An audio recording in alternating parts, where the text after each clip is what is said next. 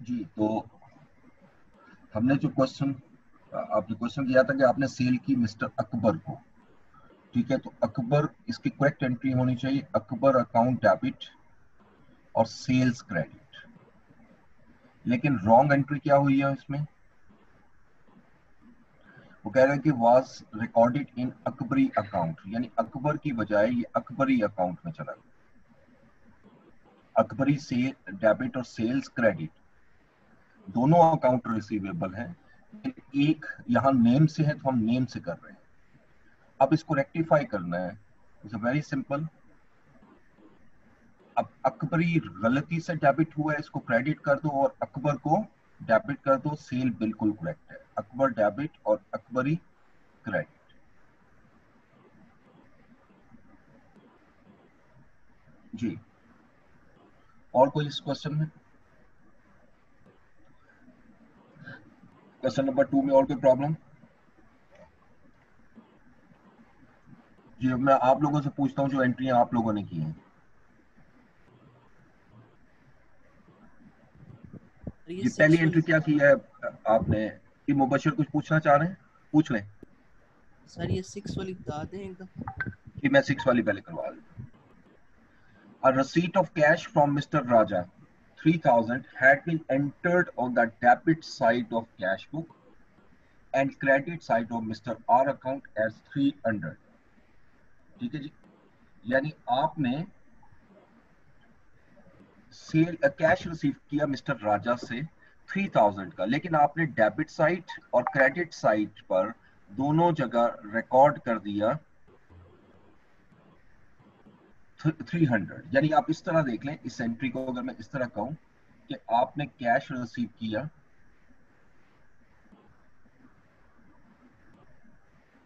किससे? आपने cash receive किया राजा से, कैश डेबिट और राजा क्रेडिट, और ये अमाउंट रिसीव किया आपने 3000 से। रॉन्ग क्या हुआ? वो कह रहे हैं आपने डेबिट किया कैश को और आर को क्रेडिट कर दिया 300 से, यानी कैश को डेबिट किया और आर को क्रेडिट किया 300 से। अब ये सारी की सारी एंट्री ही गलत है। अब एक एक को गौर से देखिएगा। ये नंबर 6 ट्रांजैक्शन है इस क्वेश्चन की। देखिए, कैश को हमें 3000 से डेबिट करना चाहिए था, हमने डेबिट किया 300 से, इसका मतलब कैश कम डेबिट हुआ। अब मुझे मजीद डेबिट करना पड़ेगा 2700 से। ये 2700 से मैंने डेबिट किया और 300 से सर क्रेडिट हुआ है गलती से। जी, सर कैश की जगह अकाउंट रिसीवेबल का वर्ड यूज कर सकते हैं? इसमें रसीट है ना, ये तो यस सर। रसीट है, ये बिल नहीं है। ठीक है, ये तो कैश रिसीव कर रहे हो तो कैश तो आएगा ना लास्ट में इसमें। Okay sir. ठीक है, अच्छा, अब दूसरा ये है कि हमने क्रेडिट कर दिया आर को, हालांकि हमने क्रेडिट करना था राजा को, आर को तो क्रेडिट ही नहीं करना था, ये गलती से क्रेडिट हुआ। इसको रिवर्स करो, तो इसको जब मैं रिवर्स करूंगा तो आर डेबिट हो गया 300 से, दो डेबिट हो चुके हैं। और इसके अगेंस्ट हम राजा को क्रेडिट करना था जो नहीं किया, तो हम राजा को क्रेडिट कर रहे हैं 3000। ये इसकी रेक्टिफाई एंट्री बनी।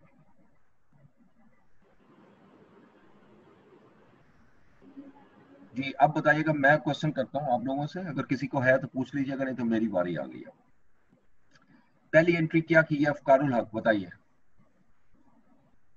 रेक्टिफाई एंट्री बताओ। सर परचेज डेबिट किया है 2000 और उसके अगेंस्ट अकाउंट पेबल क्रेडिट किया है 2000। परचेज आपने डेबिट किया और yes sir. Account payable credit किया। Yes sir.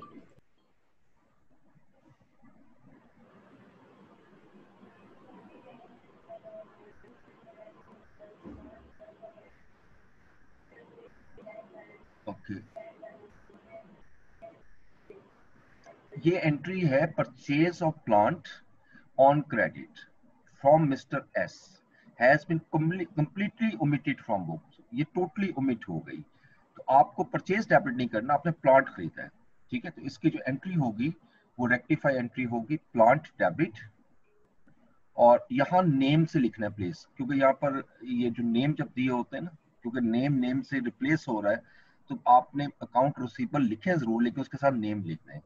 और नेम क्या है इसका, किससे खरीदा है, मिस्टर एस से, तो मिस्टर एस क्रेडिट होगा, ये रेक्टिफाई एंट्री होगा। आपने परचेज किया, परचेज नहीं होगी क्योंकि ये गुड्स नहीं है, ये प्लांट है, ठीक है जी। एंट्री नंबर 2 तो मैंने करवाई। एंट्री नंबर 3 अहमद नियाज, बताइए क्या किया आपने एंट्री।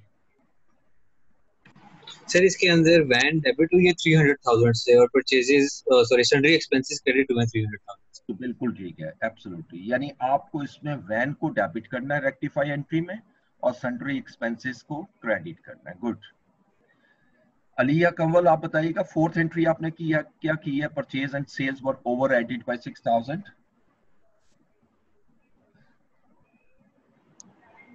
सेल डेबिट और परचेज क्रेडिट 6,000 से। Very good. सेल ओवरस्टेट हुई है और सेल क्रेडिट होती है, आपने इसको डेबिट करना है, और परचेज भी ओवरस्टेट हुआ है, ये डेबिट होता है, इसको क्रेडिट करना है। एंट्री बनी सेल्स डेबिट और परचेजेस क्रेडिट। अमान वहीद, आप एंट्री नंबर 5 बताइए क्या किया आपने। सैलरी डेबिट की है 5,000 से और एक्सपेंस अकाउंट क्रेडिट 500 से 500 से की होगी। 5,000 से सैलरीज 2,000 की हैं, तो 5,000 कैसे ले रहे हो आप।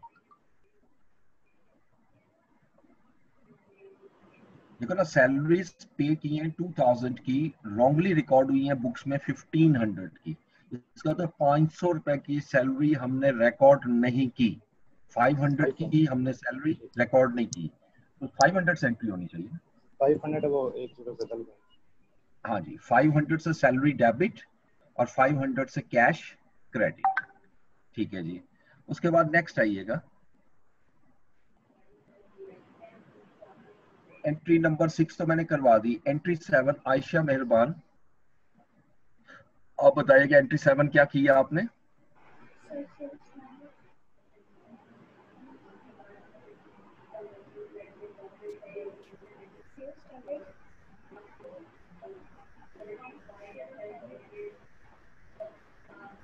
आयशा,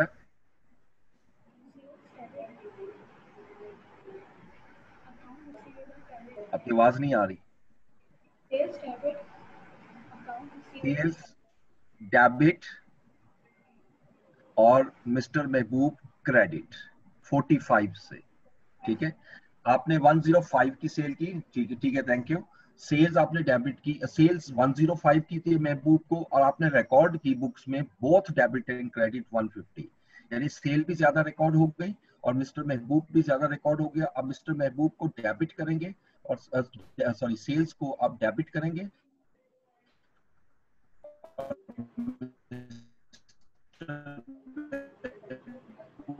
को क्रेडिट करेंगे 14 error on the debit side of drawings account.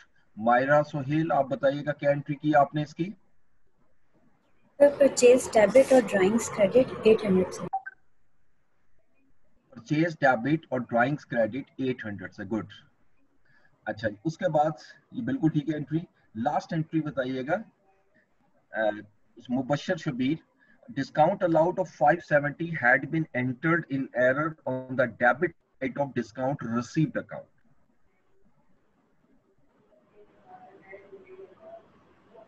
Mubashar,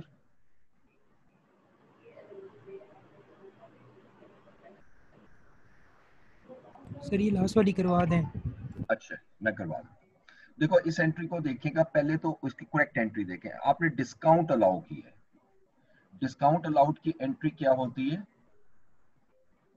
discount allowed debit, और डिस्काउंट आप कस्टमर को देते हैं तो कस्टमर या अकाउंट रिसीवेबल क्रेडिट। ये एंट्री होनी चाहिए थी 570 से, लेकिन वो कह रहा है कि आपने डेबिट कर दिया डिस्काउंट रिसीव्ड अकाउंट को, क्रेडिट नहीं कह रहा है, debit side of discount received. आपने गलत एंट्री की है, डिस्काउंट रिसीव डेबिट। चूंकि अकाउंट रिसीवेबल की कोई डिस्कशन नहीं हमने पढ़ा था, उसको हम हमेशा करेक्ट अज्यूम करेंगे सेकंड हेड को। ये एंट्री हो गई, आप इसको रेक्टिफाई करना है। अब डिस्काउंट अलाउड गलती से डेबिट हुआ है, इसको क्रेडिट कर दो, और डिस्काउंट अलाउड जो है इसको डेबिट कर दें। 570 से डिस्काउंट अलाउड डेबिट और 570 से डिस्काउंट रिसीव्ड क्रेडिट। सर वो मैं डिस्कनेक्ट हो गया था, यही आएगा, डिस्काउंट अलाउड डेबिट और डिस्काउंट रिसीव क्रेडिट। ओके ठीक है जी, थैंक यू। अच्छा, अब ये क्वेश्चन तो हमने कर लिया। अच्छा, अब इसमें जब हम आगे जाएंगे तो क्वेश्चन में बहुत सी एंट्रीज बिल्कुल डिफरेंट नजर आएंगी, और कुछ एंट्रीज ऐसी हैं जैसे नॉन करंट एसेट से रिलेटेड, वो चैप्टर अभी हमने पढ़ा नहीं हुआ, तो जब जहां वो एंट्री आएगी मैं उसको हाईलाइट करूंगा, उसको हम यहाँ नहीं छेड़ेंगे। अभी पहले वो चैप्टर करेंगे, फिर दोबारा इसकी तरफ आके इन एंट्रीज को करेंगे। अभी आपको वो समझ नहीं आएगी मैं क्या कर रहा हूँ, वो चैप्टर ही नहीं पढ़ा हमने, ठीक है। सो अब नंबर 3 पहले करेंगे, क्योंकि पहला क्वेश्चन काफी टफ है, उसको अभी नहीं छेड़ना आपने। क्वेश्चन नंबर 3 देखिएगा, ये मैं करवाने लगा हूं और ये बिल्कुल मुख्तलिफ क्वेश्चन है, इसमें कुछ entries. Goods costing ₹4,000 were purchase for various members of the staff and the cost was included in purchase. A similar account was deducted from the salaries of the staff members concerned and the net payment of them to them debited to salaries account। अच्छा, ये अब जरा आप देखिएगा, पहले वो ये लिख रहा है कि आपने 4,000 की गुड्स खरीदी हैं स्टाफ मेंबर्स के लिए, ठीक है, स्टाफ मेंबर्स के लिए, and cost is included in purchase.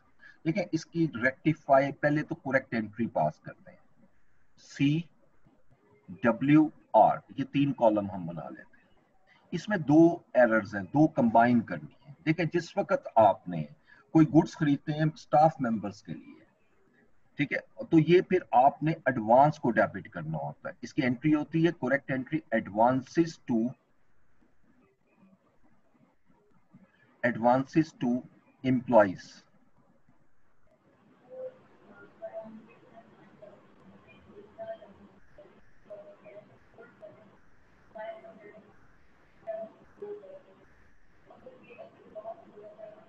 Advances to employees debit होगा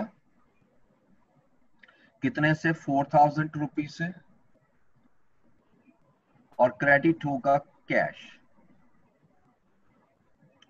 अच्छा, अभी ये पहली एंट्री, पहला हिस्सा मैंने बताया, और इसका रॉन्ग इफेक्ट क्या हुआ, उसने डेबिट कर दिया परचेज को और क्रेडिट कर दिया कैश को।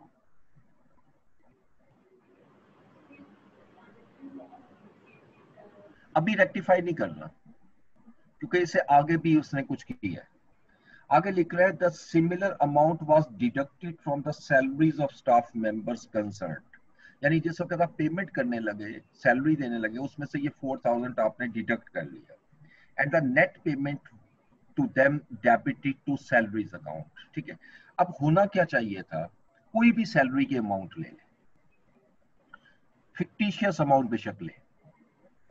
सपोज सैलरीज मेरी 50,000 की थी, मैंने 50,000 की सैलरी पे करते वक्त 4,000 डिडक्ट कर लिया, यानी एडवांसेस क्रेडिट हो गए, और एडवांस क्रेडिट हुए 4,000 से। अब रह गया 46,000, तो 46,000 मैंने पे कर दिया। ये बेसिकली ओरिजिनल एंट्रीज हो गई, करेक्ट एंट्रीज। यानी 4,000 रुपए की गुड्स आपने एम्प्लॉइज के लिए खरीदी थी, जब तनख्वाह देने लगे तो 4,000 उनसे काट लिया आपने, तो आपने 46 पे किया, लेकिन एक्सपेंस 50,000 ही है, सैलरी तो 50,000 है। वो ये कह रहा है कि जब आपने सैलरी पे की है तो net amount was debited to salary account, यानी आपने डेबिट कर दिया सैलरीज को नेट अमाउंट से, यानी 46,000 से, और कैश को 46 से क्रेडिट कर दिया। अब ये 2 एंट्रीज की एक रेक्टिफाई एंट्री बना दी, सिर्फ एक रेक्टिफाई एंट्री। देखिए गौर से, मैं पहले जरा करेक्ट की तरफ आता हूँ। देखो, एडवांस 4,000 से डेबिट हुआ, एडवांस 4,000 से क्रेडिट हो गया, ये 0 हो गया। कैश वैसे ही करेक्ट है, ये कैश करेक्ट है, यहां पर भी ये भी कैश करेक्ट है। अब बाकी जो हेड रह गए उनको गौर से देखिएगा। परचेज डेबिट हुआ है 4000 से, ये रॉन्ग है। इसका मतलब मैं परचेज को कर दूंगा क्रेडिट ताकि ये करेक्ट हो जाए। कितने से? 4000 से। दूसरी तरफ सैलरीज को मुझे डेबिट करना चाहिए था 50,000 से, मैंने सैलरीज को डेबिट किया 46,000 से, जिसका मतलब सैलरीज 4,000 से कम डेबिट हुई। मैं सैलरीज को मजीद 4,000 से डेबिट कर दूं। ये रेक्टिफाई एंट्री बने। अब ये बिल्कुल डिफरेंट एंट्री है आपके लिए कि इसके अंदर कैसे मैंने लिया, इसको सारा गौर से देखना है आप। ठीक है, नंबर 2,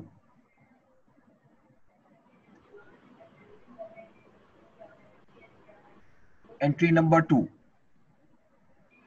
सर एक ये दोबारा समझा दें ये वाली सर एंट्री। दोबारा देखिएगा, पहले ट्रांजैक्शन को एक दफा गौर से पढ़िएगा।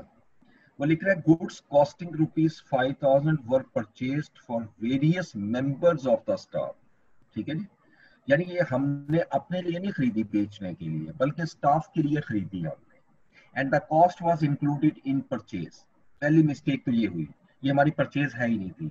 फिर वो कहता है similar amount was deducted from the salaries of staff members concerned and the net payment was to them debited to salary account। ये मैं आपको इसको एक आसान वर्ड में आपको इस तरह समझाता हूँ कि जैसे एम्प्लॉइज के लिए कोई चीजें आप खरीदते हैं उनके बिहाफ पर, और उनको कहते हैं ठीक है हम आपको खरीद देते हैं, जब हम आपको सैलरी पे करेंगे तो ये अमाउंट आपसे डिडक्ट कर लेंगे, और एम्प्लॉइज एग्री होते हैं तो तब भी ये खरीदा जाता है। ठीक है, अब आपने जब 4,000 की गुड्स खरीदी थी जिस दिन, उस दिन ट्रांजैक्शन तो करनी है, उस दिन मैं फिर डेबिट करूंगा एडवांसेस को। ठीक है, यानी ये एम्प्लॉइज से मैंने अमाउंट लेनी है, मैं ये लिख रहा हूँ ये 4,000 अमाउंट मैंने एडवांस लेना है एम्प्लॉइज से और कैश क्रेडिट। लेकिन उस दिन अकाउंटेंट ने एंट्री कर दी परचेज डेबिट और कैश क्रेडिट। ठीक हो गया। नेक्स्ट आइएगा, जिस दिन सैलरी देने लगे, यहां पर आप जो मर्जी अमाउंट ले लो, इससे कोई फर्क नहीं पड़ता क्योंकि आंसर वही आएगा। अब सैलरीज मैंने 50,000 अज्यूम की कि जी एम्प्लॉय की सैलरी 50,000 थी। अब मैंने उसको पे कितना करना है? 50 पूरा पे नहीं करना, क्योंकि 4,000 रुपए की गुड्स मैं उसको दे चुका हूँ। ठीक है, और वो मैंने डिडक्ट करने हैं। मैंने पे करना है 46,000, लेकिन सैलरी मेरी पूरी 50,000 की है, उसमें से 4,000 मैंने एडवांस को डिडक्ट किया, बाकी 40,000 मैंने कैश पे कर दिया। ये एंट्री होनी चाहिए थी ओवरऑल। गलती से ये हुआ कि जितनी अमाउंट पे हुई उतनी अमाउंट से सैलरी रिकॉर्ड हो गई, 46 से डेबिट हुआ और 46 से ही क्रेडिट हो गया। अब मैंने कहा जब इसको रेक्टिफाई करने लगा तो पहले तो ये देख लो एडवांस और एडवांस तो कैंसिल हो गया, यानी 4,000 डेबिट हुआ और 4,000 क्रेडिट हुआ, ये तो जीरो हो गया। कैश वैसे ही करेक्ट है, इसको मुझे ठीक करने की जरूरत ही नहीं है, ये ऑलरेडी करेक्ट है। ये कैश भी करेक्ट है। अब सिर्फ दो अकाउंट मेरे पास रह गए, यहाँ पर सैलरी अकाउंट और यहाँ पर परचेज। तो परचेज अकाउंट को मैं क्रेडिट करूंगा क्योंकि गलती से डेबिट हुआ है, और सैलरी अकाउंट 50,000 से डेबिट होनी चाहिए थी, मैंने 46,000 से डेबिट की, यानी 4,000 से सैलरी को मैं मजीद डेबिट कर दी। एंट्री अल्टीमेटली बड़ी सिंपल है, लेकिन इसके बैक एंड पे जरा गौर से देख रहे हैं आप। सेकंड एंट्री देखो, goods to the value of 560 returned by X were included in closing stock but no entry was made in the books। इसको भी हाईलाइट कीजिएगा, ये IS2 से रिलेट करता है, ये प्लीज ये सारे हाईलाइट कर रहा हूं। ठीक है, ये अभी नहीं करनी।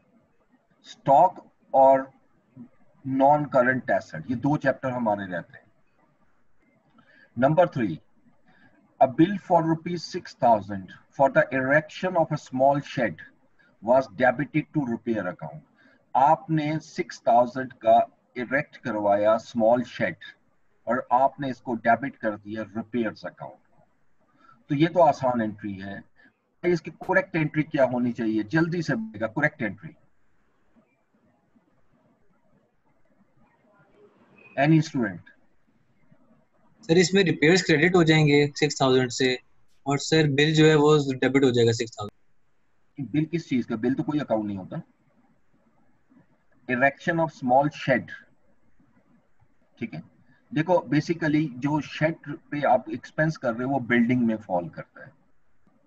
Shade is a part of building, इसको हमें डेबिट करना चाहिए था बिल्डिंग को और कैश को क्रेडिट करना चाहिए था।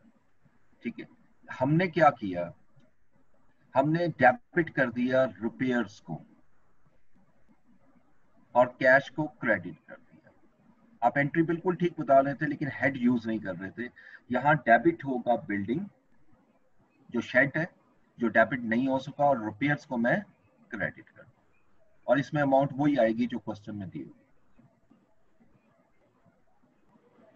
और अमाउंट है इसमें 6000।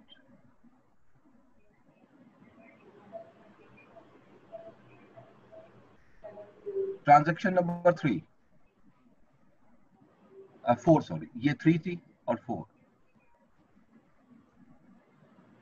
Repair to plant amounting to 1500 had been charged to plant and machinery। आपने प्लांट की रिपेयर करवाई है और आपने प्लांट को चार्ज कर दिया है। ये तो आसान एंट्री है, बताओ एरर ऑफ प्रिंसिपल। इसमें रिपेयर्स डेबिट हो जाएंगे और प्लांट क्रेडिट हो जाएगा। बिल्कुल ठीक है, इसको डायरेक्ट एंट्री कीजिएगा, इसको रिपेयर को डेबिट कर देंगे क्योंकि ये रिपेयर थी, लेकिन ये गलती से डेबिट हो गई, ये किसको, प्लांट को, और प्लांट को हम क्रेडिट कर देंगे और ये 1500 से ये एंट्री पास हो गई। ये सीधी रेक्टिफाई एंट्री की। आहिस्ता आहिस्ता इन एंट्रीज को बजाय करेक्ट और रॉन्ग लिखने के आप डायरेक्ट रेक्टिफाई, आहिस्ता आहिस्ता इसको खत्म करें। हाँ, ये वहां यूज करें जहां कॉम्प्लेक्स सिचुएशन आती है, जैसे पहले नंबर पे आई थी, उसको जब करोगे तो समझ में आएगा। Number 5, wages paid to the firm's workmen for making certain additions to machinery amounting to 340 were debited to wages account. Very easy. Error of principle.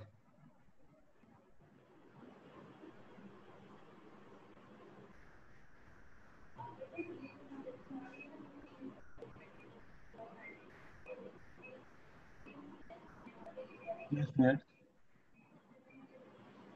Sir machinery debit wages credit. Machinery debit बिल्कुल ठीक है, क्योंकि आपने machinery की addition के लिए wages पे की है।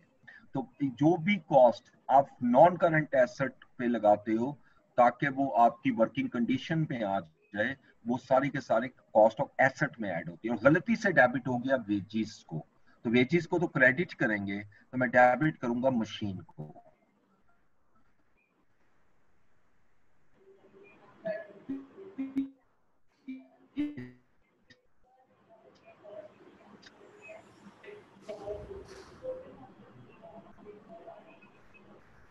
और ये अमाउंट आ रही है 340।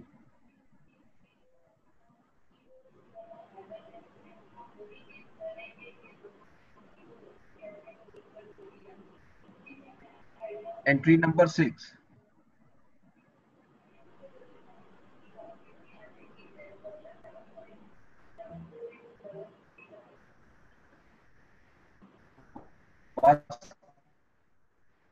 Credit to account of risk, credit कर दिया रिजवान को।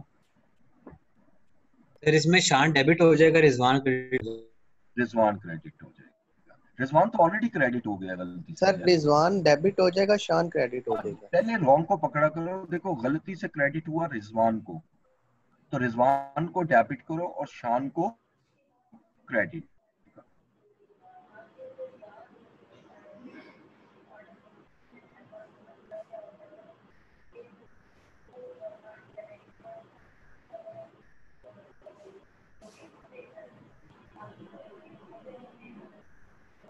Number 7, a bill of exchange received from Salman for 4500 had been returned by bank to whom it had been dishonored as dishonored and had been credited to bank account and debited to bill receivable। ये entry मैं खुद करवाता हूँ। देखिए bill of exchange जब ये dishonour होता है तो हम एंट्री क्या पास करते हैं, हम डेबिट करते हैं जिससे बिल आया है, डेटर, यानी यहाँ पर डेटर है सलमान। ये एंट्री आपने याद रखनी है। जब भी बिल रिसीवेबल डिसऑनर हो तो सलमान डेबिट और बिल रिसीवेबल क्रेडिट। इवन जब चेक डिसऑनर होता है तो क्या एंट्री पास करते हो, सलमान डेबिट और बैंक क्रेडिट। जब चेक डिसऑनर होता है, ये बिल डिसऑनर हुआ है तो बैंक की बजाय बिल आ जाएगा, एंट्री वही है। अच्छा, अब हुआ क्या है, आपने क्रेडिट किया बैंक को, डेबिट किया बिल रिसीवेबल, यानी आपने बिल रिसीवेबल को डेबिट कर दिया और क्रेडिट कर दिया बैंक को। अब ये एंट्री आप देखें, 3 हेड यूज हुए ओवरऑल। पहले मैं इसकी तरफ आता हूं, बिल रिसीवेबल की तरफ। बिल रिसीवेबल हमने गलती से डेबिट किया है, हालांकि होना क्या चाहिए था, क्रेडिट, जिसका मतलब मैं बिल रिसीवेबल को क्रेडिट करूंगा लेकिन डबल अमाउंट से, और अमाउंट है 4500, यानी ये 9000 से क्रेडिट होगा, ये 9000 से क्रेडिट होगा। अब ये 9 से क्यों हो रहा है, क्योंकि देखो ये 4500 से हमने इसको डेबिट गलती से कर दिया था, हालांकि ये तो क्रेडिट होना चाहिए था 4500 से, तो ऑपोजिट साइड पे चला गया तो डबल इफेक्ट देगा। दूसरा, ये बैंक जो है 4500 का, ये गलती से रिकॉर्ड हुआ है, इसको डेबिट कर दो, बैंक अकाउंट डेबिट हो गया 4500 से। और तीसरा देखिए, सलमान को मुझे डेबिट करना चाहिए था 4500 से, मैंने नहीं किया, अब इसको डेबिट कर दो। एक एक हेड को लेकर चलोगे तो मिस्टेक नहीं होगी।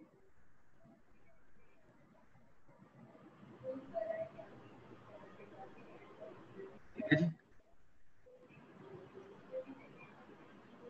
लास्ट एंट्री देखिएगा, goods sold to Faizan for 565 has been wrongly entered in sales book as 656।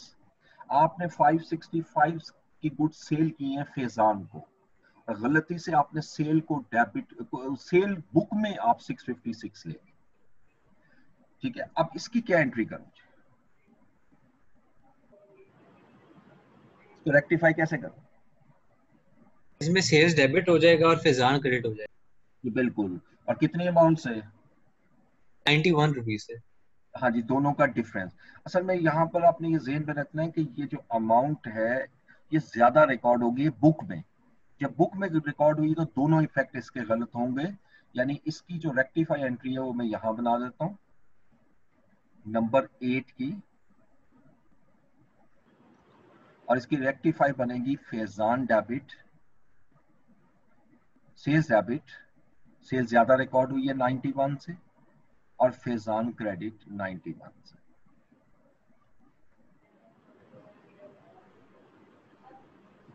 ठीक है जी, ये क्वेश्चन नंबर 2 है, और ये थोड़ा सा उससे ट्रिकी था as compare to question number 1। अब आप मुझे बताइएगा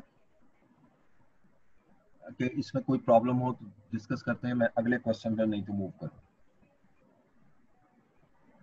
सर ये बैंक रिसीवेबल वाला बताइएगा कि हमने इसे डबल क्यों किया? Entry number 7। जी यस सर, बिल रिसीवेबल वाला 45 से हमने 9000 पे क्यों लेके गए? 9000 पे क्यों लेके गए?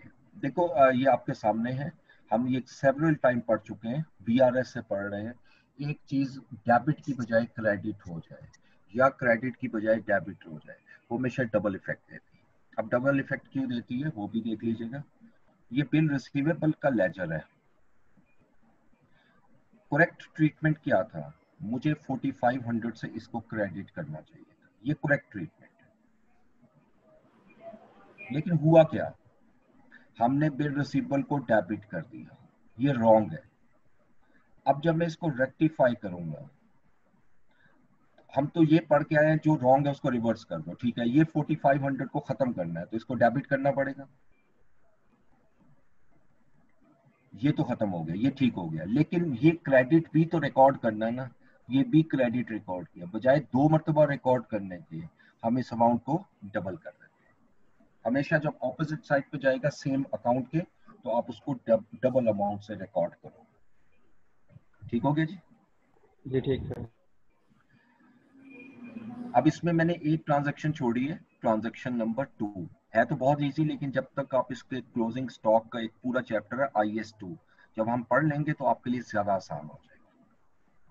अच्छा, उसके बाद अभी आपने ये क्वेश्चन नंबर 5 की तरफ आना है। Question number 5। अब यहाँ लिख रहा है Ibrahim drew a trial balance of his business for the year ended 31st March 2016. There was a difference in the trial balance which he closed with the suspense account. ठीक है जी।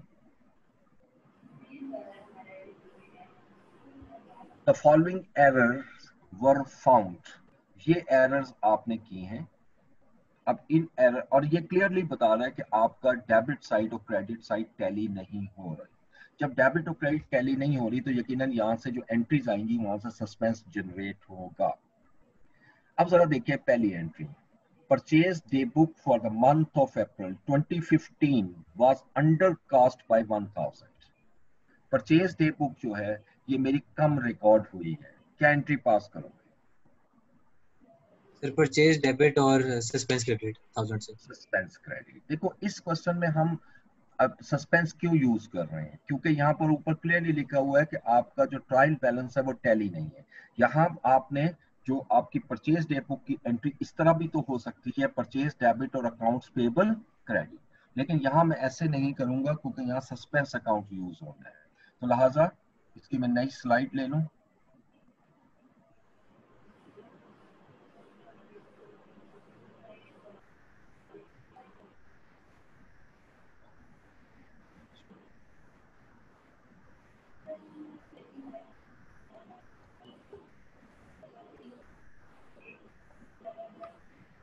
क्वेश्चन नंबर हमारा 5 है। 5 question number 5 का first part. अब मैं सिर्फ rectify entry कर रहा हूं, जहां जरूरत होगी वर्किंग यहां कर लेंगे। अब यहाँ पर परचेज डे बुक जो है वो अंडर कास्ट है, तो इसका मतलब है कि परचेज अकाउंट जो है वो मेरा कम लिखा गया, तो मैं परचेज को डेबिट करूंगा और यहां पर सस्पेंस को मैं क्रेडिट करूंगा। अमाउंट आएगी 1000 की।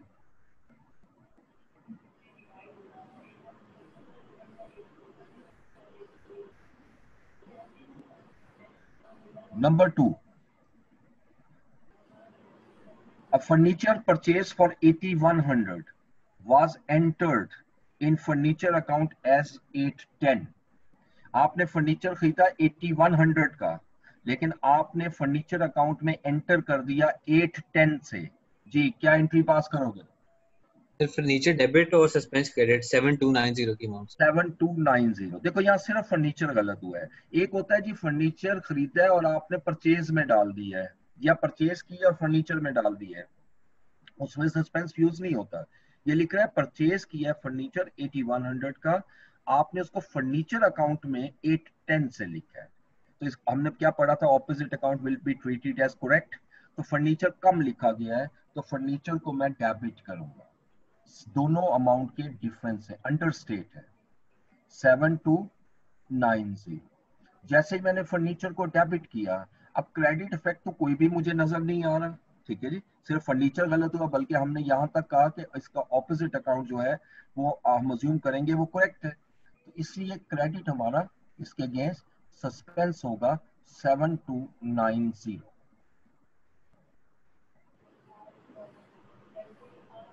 Entry number 3, a bill of rupees 10,000 drawn by Ibrahim was not entered in the bill receivable book।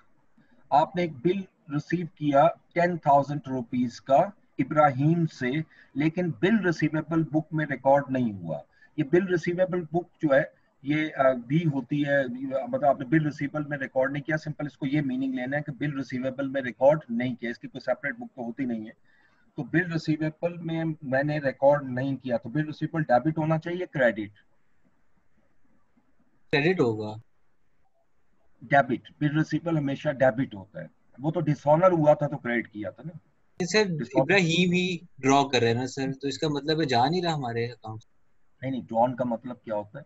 Drawn bill of 10,000 drawn by Ibrahim, तो हम इब्राहिम ही का तो बिजनेस कर रहे हैं। आपने ऊपर पढ़िएगा इब्राहिम का ट्रायल बैलेंस है ना, तो हमने ड्रॉ किया ना, तो ठीक है ना, बिल रिसीवेबल डेबिट होगा। समझ आ गई बात? सर समझ आ गई, समझ आ गई। इब्राहिम को थर्ड पार्टी नहीं है, ये हम है। तो यहाँ पर बिल रिसीवेबल को हम डेबिट करेंगे और सस्पेंस अकाउंट क्रेडिट हो जाएगी, और ये अमाउंट आएगी 10,000 की। सर एक क्वेश्चन था, जी जी, तो यहाँ पे बिल रिसीवेबल की जगह चेक होता, फिर हम चेक को क्रेडिट करते ना? चेक होता तो चेक ड्रॉ कर रहे हैं तो क्रेडिट होता, यस, तो पेमेंट आ जाती है ना। ये ठीक है बिल सर, है, thank you. Bill actually draw होता है कि मैंने लिखा उससे साइन ली है, ठीक है, तो ये मेरी रिसीवेबल हो जाएगा। अच्छा, डी एंट्री देखें। अब machinery purchase for ₹10,000 was entered in the purchase day book. आपने मशीन खरीदी थी 10,000 से और आपने इसको परचेज डे बुक में ले गए जी, इसको कैसे रेक्टिफाई करें?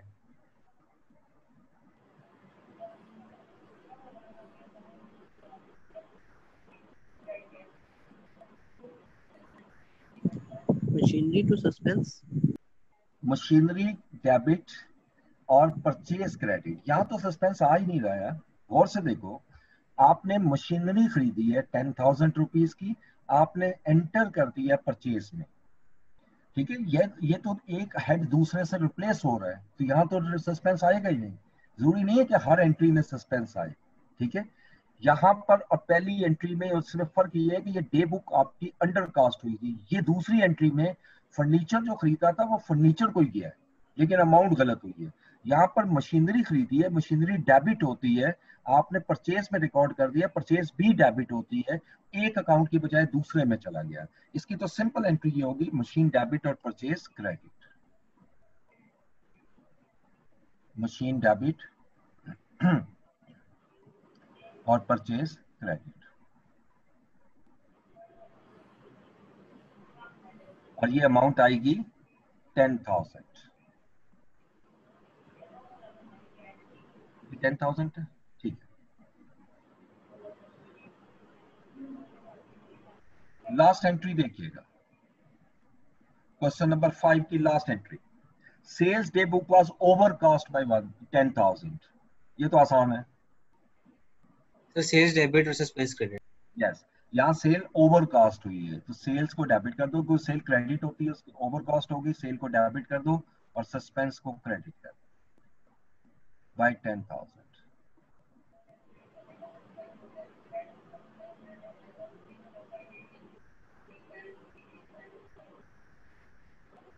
उसके बाद question number 6,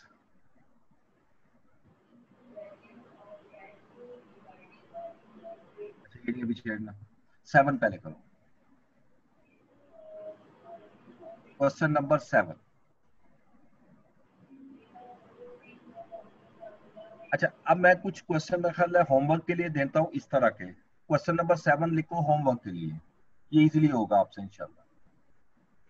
question number 7 homework के लिए लिखो। उसके बाद क्वेश्चन नंबर 9 जी आप होमवर्क के लिए लिखिए।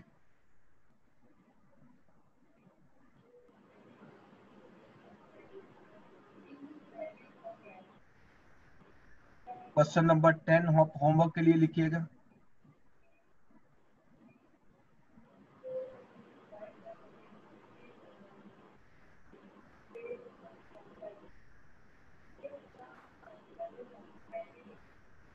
ठीक हो गया जी। अच्छा, एक स्टूडेंट ने मुझसे क्वेश्चन किया था कल, मैं देख नहीं सका उसका, सुबह मैंने देखा। उमर, उमर इसी क्लास में होता है, इस बैच में है या दूसरे बैच में? ओके, आई थिंक बैच 6 का है। कोई भी स्टूडेंट जब मुझे कोई पर्सनल मैसेज करता है तो प्लीज अपना बैच जरूर लिखा करें, ताकि मुझे ये पता लगे कि किस बैच का स्टूडेंट है।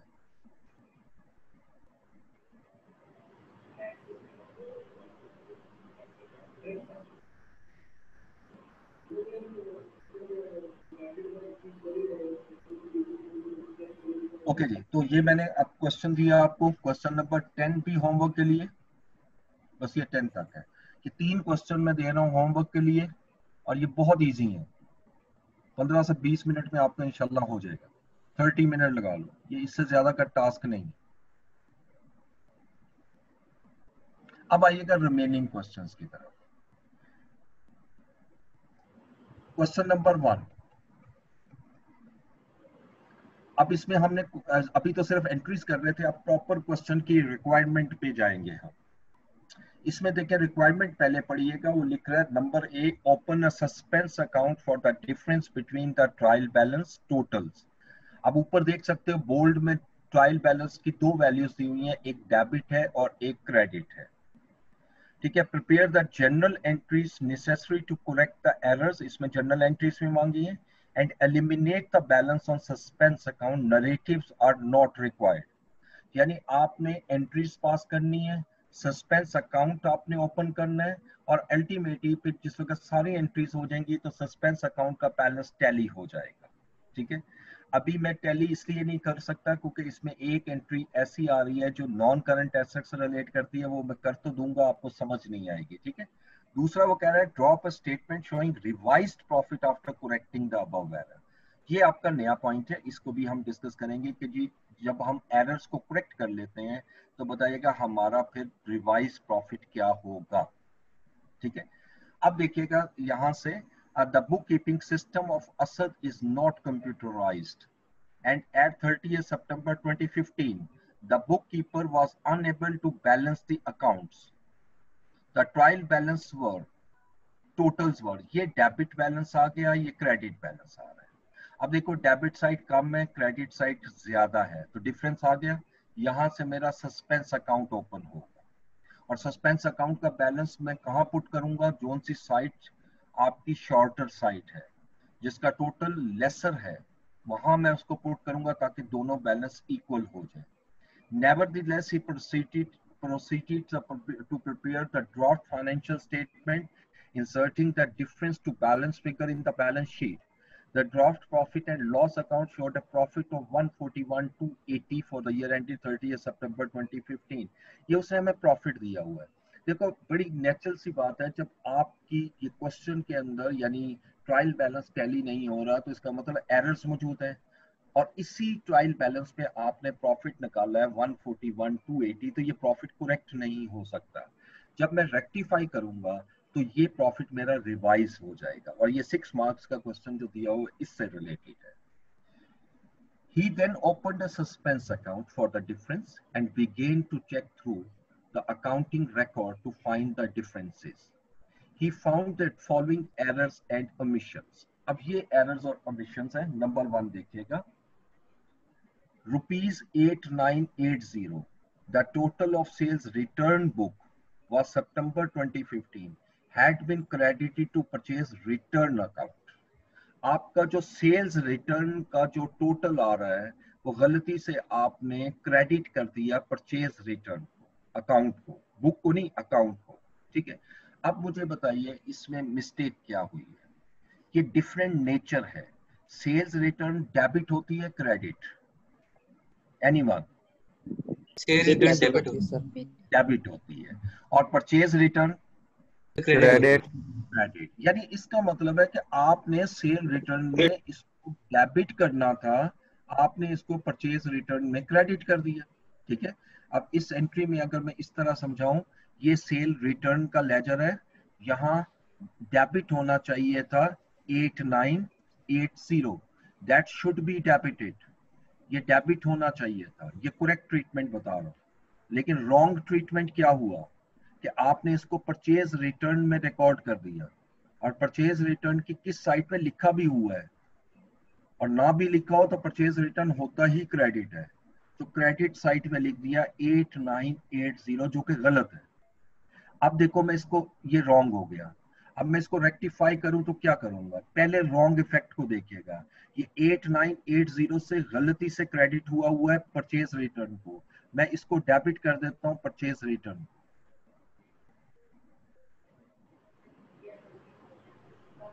परचेज रिटर्न्स डेबिट हुई 8980,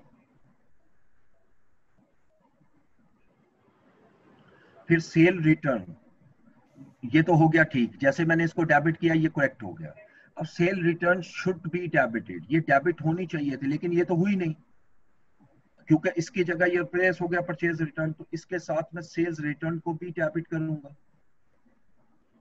जब ये दोनों अकाउंट डेबिट हो गए 8980, अब इसका ऑपोजिट अकाउंट तो सारा ठीक है और तो कुछ भी गलत नहीं है, तो ऑपोजिट अकाउंट क्या आएगा?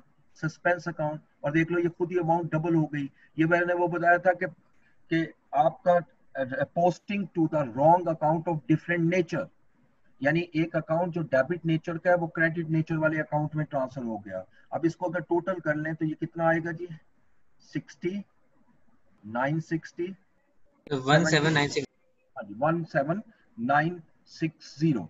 ये क्वेश्चन नंबर 1 की पहली एंट्री मैंने आपके सामने की, purchase return debit, cell return debit और सस्पेंस क्रेडिट। ठीक है जी। अब इसी तरीके से अगली एंट्री जो है इसमें भी डेप्रिसिएशन आ रहा है। बहरहाल ये है, ऐसा है कि मैं क्वेश्चन में एंट्रीज करवा दूंगा, वो भी करवा देता हूँ। चलें जो अभी हमने नहीं पढ़े चैप्टर, लेकिन कोशिश करें थोड़ा बहुत इसको अंडरस्टैंड करने के, जैसे वो चैप्टर पढ़ेंगे तो ज्यादा क्लियर हो जाएगा। मैं सारा ही मुकम्मल करवा देता हूँ, लेकिन अभी आपके चूंकि टाइम मेरे पास 2 से 3 मिनट, अगली मेरी क्लास शुरू हो जानी है, तो मैं क्लास को ड्रॉप कर रहा हूँ। ठीक है, अगर कोई क्वेश्चन है जल्दी से कर लो, क्योंकि 2 मिनट के बाद मेरी अगली क्लास है।